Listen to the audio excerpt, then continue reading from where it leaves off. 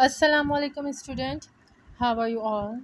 So dear student, today we are starting our new chapter, lesson number 1, physical state of the earth. So open your SST book, page number 1. So dear student, our first topic is our earth. It's about 4.5 million years ago. It is formed from the dust and gases that surrounded the sun. The interior of the earth is mostly made up of silicate rocks and metals, and the interior of the earth differentiated into layers.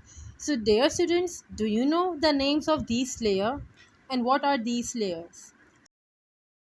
Let's start our topic, the earth interior. The interior of the earth is comprised of four layers. Let's explore them.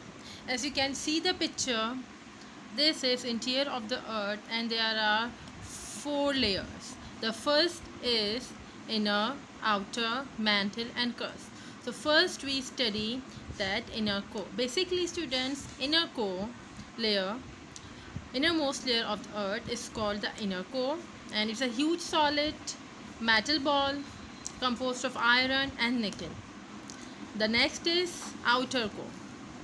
As you can see in the picture, the layer above the inner core is called liquid in state, called the outer core, and it is composed of liquid iron, nickel, sulfur and oxygen.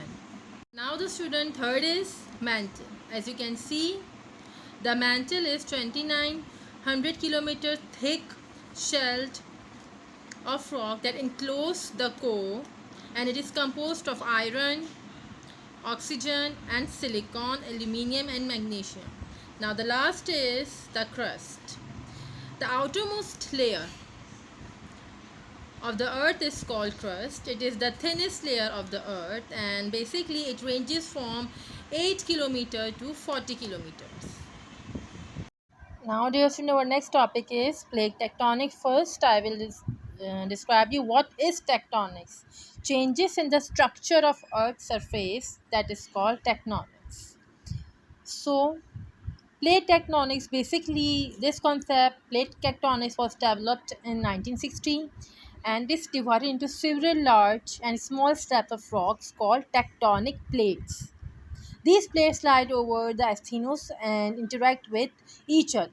Basically, this process involved in this movement is called plate tectonics, and the movement of plates cause earthquake, volcanic eruption, mountain formation, and other changes in the earth landscape. And this continental drift theory was proposed by Alfred Wegener in the 20th century. According to him, the continent, once a single landmass that named Pangaea, as you can see the picture, is separated into pieces over time and took the position of present continents, as you can see the picture. And this theory has been replaced by the theory of plate tectonic. Now student, what are the major tectonic plates? There are seven major tectonic plates on Earth's surface. Number one, Pacific plate, North American plate, South American plate, Eurasian plate, African plate, Australian plate, and the last one is Antarctica plate. As you can see the picture of a tectonic plate map, there is a different plates occur in the different major plates and the minor plates. As you can see that the minor plates are the Arabian, Nazca, Iranian and Caribbean plate. So their student next topics are causes of earthquake, volcanism and classification of volcanoes. Earthquake. An earthquake takes place when two blocks of the earth suddenly slip past one another, and the surface where they slip is called a fault place. The location below the earth's surface where the earthquake starts is called the hypocenter, and the location directly above it on the surface of the earth is called the epicenter. Now, sometimes an earthquake has four shocks. These are smaller earthquakes that happen in the same place before a large earthquake takes place. And the largest main earthquake is called the main shock, and main shocks are always followed by aftershocks that occur in the same place and can continue weeks, months, and many more. What causes earthquake and where do they happen? The earth has four major layers, as I said before: the inner, outcore, mantle, and crust. As you can see the picture, number one, the crust and the top of the mantle make up a thin skin on the surface of our planet, but this skin is not all in one piece. It is made up of many pieces covering the surface of the earth: tectonic plate 1 and tectonic plate 2. Now, these pieces are called tectonic plates, and the edges of the plates are called the plate boundaries. जो आपको edges दिख रही हैं plate boundaries कहलाती हैं. Now the next one is these pieces keep moving around slowly, sliding past one another and bumping into each other. Now these plate boundaries are made up of many faults, and most earthquakes around the world occur on these faults. Now you can see the red spots. And now, why does the earth shake when there is an earthquake? While the edges of fault are stuck together and the rest of the block is moving, the energy that would normally cause the blocks to slide past one another is being accumulated. When the force of the moving blocks finally overcomes the friction of the jagged edges, as you can see the picture of the fall, and it breaks free and all the stored up energy is released. Now the seismic waves shake the earth as they move through it, and when the waves reach the earth's surface, they shake the ground and anything on it, like our houses and us. And the energy radiates outward from the fall in all directions in the form of seismic waves.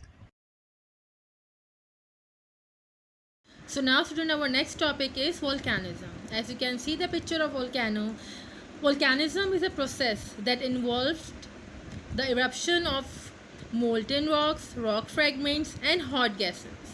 As you can see, this is our earth crust, and volcanoes are mostly created at the boundaries of tectonic plates. The molten rocks or magma come out as lava from pipe-like path in the crust called vent.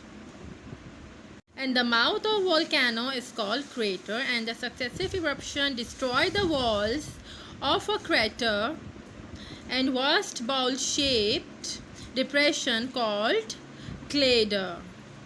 So dear students, our last topic is classification of volcanoes. As you can see the picture of cinder cone. These volcanoes have steep slopes and are formed from loose rock fragments. Basically, the fragment includes lava, ash, gas, cinders, and scoria. And during the eruption, rock fragments eject under high called stratovolcanoes. Basically, magma is a viscous or thick and rich in silica.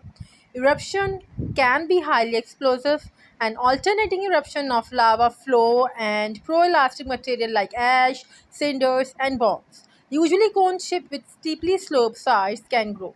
There, during the eruption, rock fragments eject under high pressure from the vent like a fountain. Cinder accumulates in the form of a conical hill called a cinder cone. Now the next is composite volcanoes. Basically, this is made up of repeating layers of lava flows, ash, cinder blocks, and volcanic bombs. And these volcanoes have usually steep side are also called stratovolcanoes. See the picture of Mountain Rainier, Washington State, Mountain Fuji, Mountain Hood, and Mountain St. Helens.